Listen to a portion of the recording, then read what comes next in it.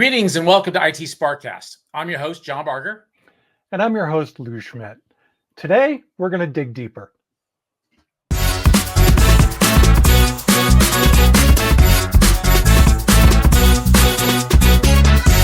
It's Wednesday, October 23rd. IT SPARCast Deep Dive is a venture into topics that we feel is important, with insights, opinions, and a little sarcasm from two experts, each with over 20 years of experience working in IT or for IT vendors.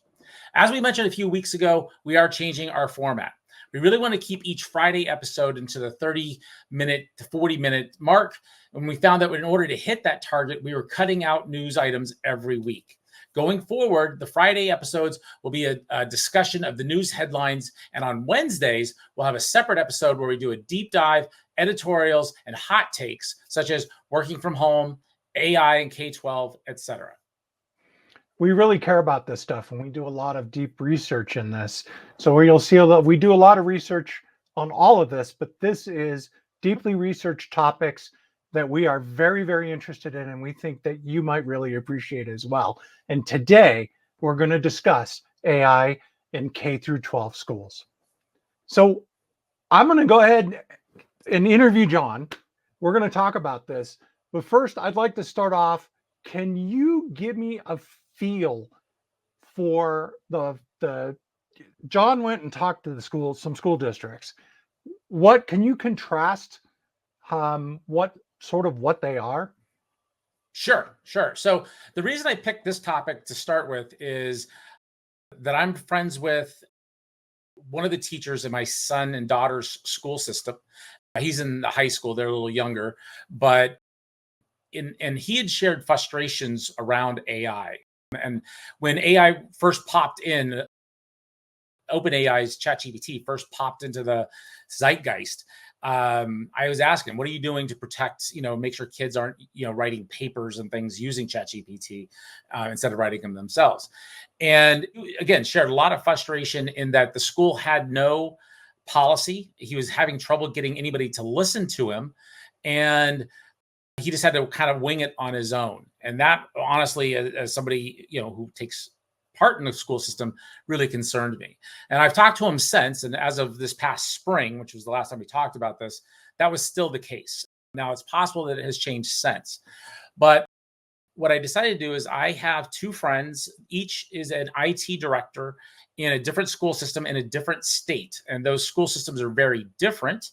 And I wanted to kind of compare and contrast what different school systems might be doing. And what I found is both of these have actually a lot of really good things to say and have some policies in place. And I feel they could be a really good case study for how other schools should operate. One is in a school district in a single town, a fairly affluent town, and has, a single school district for that town. The other is in a larger geographic school district that has 7 towns, but each town is much smaller with a lower income demographic. So again, I think that's a really good compare and contrast. One's much more rural, one's not quite urban, but we'll call it suburban. And I think that the economic disparity and then the number of schools that we're talking about disparity is also really interesting. Well, okay, that's a great foundation. So we know we're in the early days of how we're going to deal with this. Can you give me some insight as to what specific guidelines or policies are in place regarding students' use of AI, and how are these policies developed? So just right now, we know this is going to evolve. Yeah, absolutely. And I will say that I did offer anonymity to both of my friends because I wanted them to be open and honest. And if they did have frustrations, I didn't want it to come back at them if anybody heard it. So I'm going to refer to School A as the more rural, lower income, spread out school district, and School B as the more affluent suburban school in a single town. And I'll try to remind you as we go through this, so it's not as confusing when we go through this. But in School A, in that district, they have an acceptable use policy for both students and staff. This includes a statement about generative AI, specifically referencing the use of AI in plagiarism. They added that statement about a year and a half ago, so that's actually pretty right on the cusp of when ChatGPT hit the zeitgeist. And this was based on advice from their lawyers, and they wanted to take care of it before AI really started to bloom as it has today.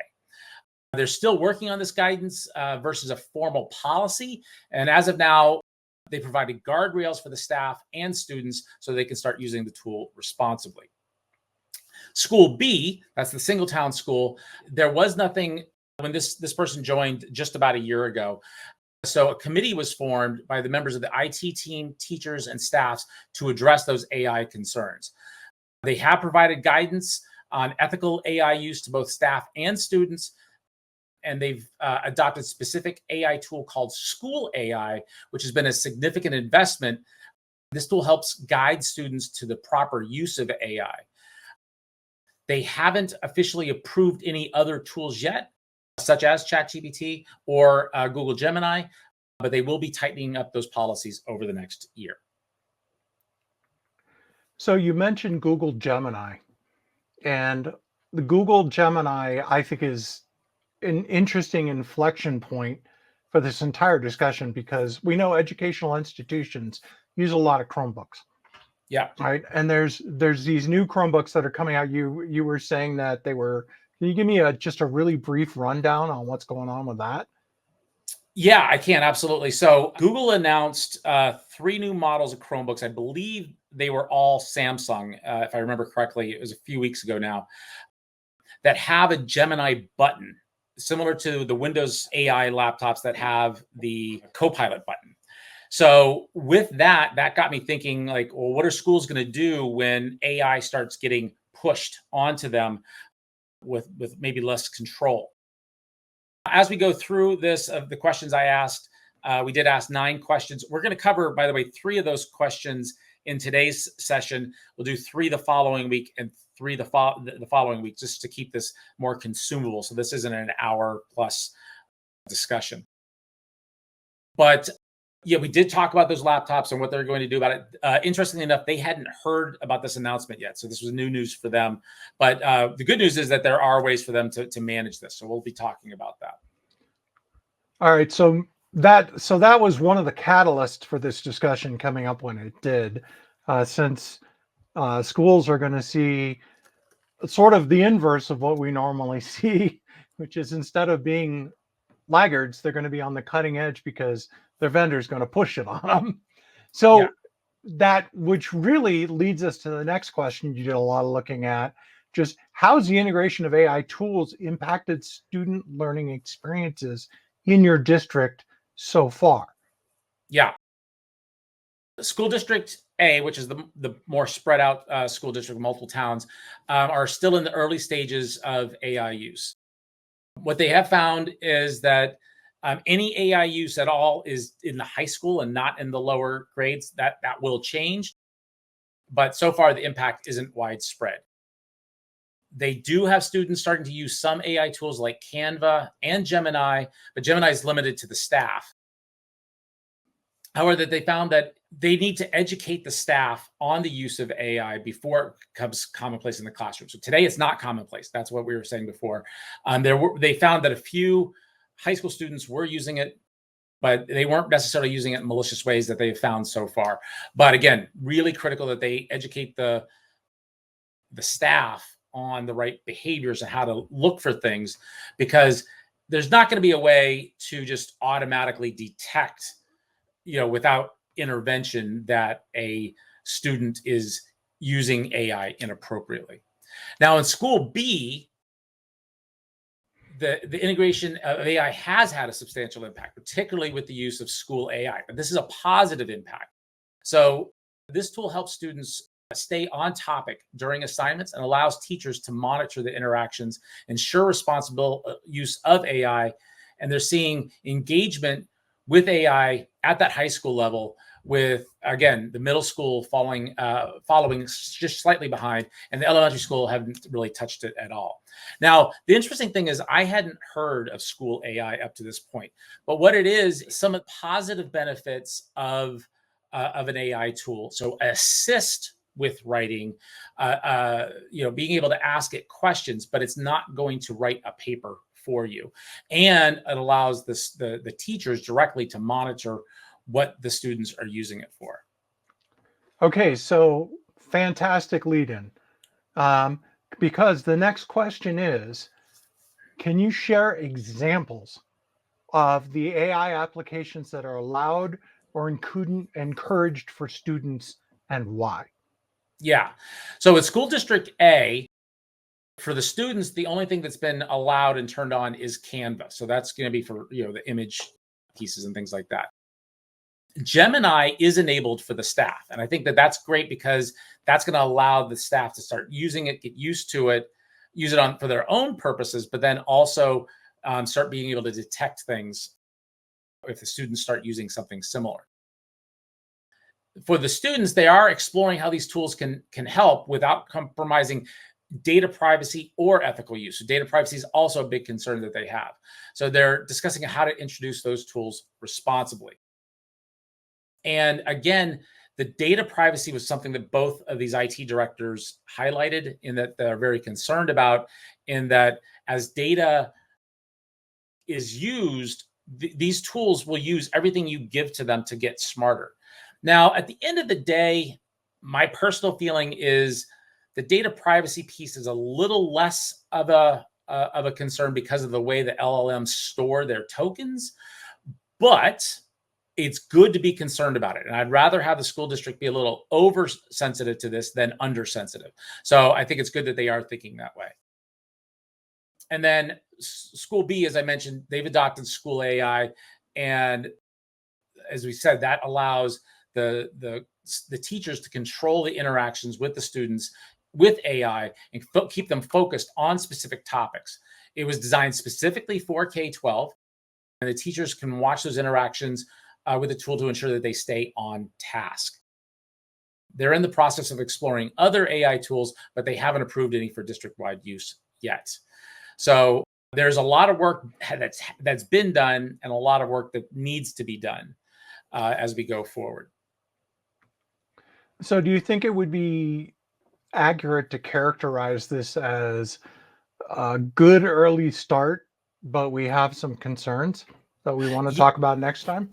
Yes, I absolutely do. And I got to be honest, I was pleasantly surprised with what both of these IT directors told me based on what I heard about in the school district that my kids go to. I was wondering if they would be in a similar state, but they have a lot of support. They never have enough support. Anybody that's listening that is in the school districts in IT knows that you never have enough resources or support, but they surprisingly have a lot of groups that they can rely on and other information that helps them out. They've also assigned folks to take point on some of these technologies. Again, we'll talk about that in later points, but they were in a much better state than I expected. So I was very pleasantly surprised. Wow. Actually, that's fantastic. It would be really interesting. Folks who are watching this, you got kids, you got contacts in the local school districts, reach out to us and let us know what's going on with AI in there. If nothing else, we can start gathering a consensus, processing that back out to you so that we can all know what's going on. But we think it's going to have major, major impact. This is one of those pivot points like calculators were. If you're old enough, when you remember when calculators came in, then it was programmable calculators, then it was home computers, depending on where you were. Every time this happened, this guy was falling, and we adapted. Yeah, but they all did have impact when the schools weren't prepared for it. So I'll tell you my personal experience in the 80s. We were early adopters of a home computer, and the word processor had an early form of spell check. And I feel that the reason that I am a horrible speller is because I relied on that spell check way too much. And so while many people were turning in handwritten papers, I was turning in printed out on a dot matrix printer papers. And I just typed it all out and had the spell check, fix all my spelling errors. And to this day, I'm okay, but I would not call myself great at spelling. I actually was watching a YouTube video the other day, and then somebody my exact age was spelling out words so fast, and immediately I was just like, I don't know how you do that. I can't do that. So it was funny.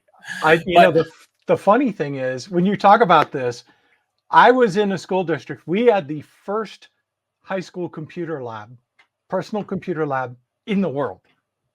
Nice. My high school, because we were right up the street from Apple. So Apple came and put in 10 apples with a huge 10 meg Corvus disk drive, which was huge. That is and I had a buddy whose dad, I guess, was a developer, and he had his own Apple writer at home, and he would play around. So he'd do his assignments on the computer. He'd play around with the escape codes in the printing. The Apple writers, the dot writers they had were really high precision. And so he would use the code to shrink the assignment. So he'd write a paper, shrink it down to this big, and turn it in. And the instructor would be like, you didn't do that. No, get out your magnifying glass. It's there. He had way too. I heard he's got a PhD in math now and just mumbles at people, but it was pretty awesome. That's great. Pretty awesome. So we've seen this pattern. So what we need you to do is come back for the next one, because we're going to talk about the human impact and what we've learned about what's going on with this in those school districts. That's absolutely right. And that will cover this week's episode. We couldn't do this podcast without listeners like you, and would love to hear what you think. Do you have thoughts on the use of AI in primary schools? Are you an IT leader in a different industry? Because we are going to have conversations with people in healthcare and manufacturing and the carpeted enterprise and other industries about varying topics. We would love to hear from you and potentially even bring you on for an interview if you're interested. Are there other topics you want us to cover? We are going to get back to the return to office and remote work topics in the coming weeks. So that's just another piece that we will be talking about. What do you want to hear us get into a deep dive on? Send us email at feedback@itsparkcast.com. That's feedback at itsparkcast.com or at itsparkcast on X. Be sure to like, subscribe, turn on notifications. That's really going to help this channel grow. Tell your friends about us. Make sure that they're listening to get the same great information that we hope that you are feeling that we delivered to you. We'll be back next week. Actually, we'll be back on Friday with more news and opinions. And then next week with a continuation of our discussion of AI in primary school. Thanks for listening. Thanks for stopping by.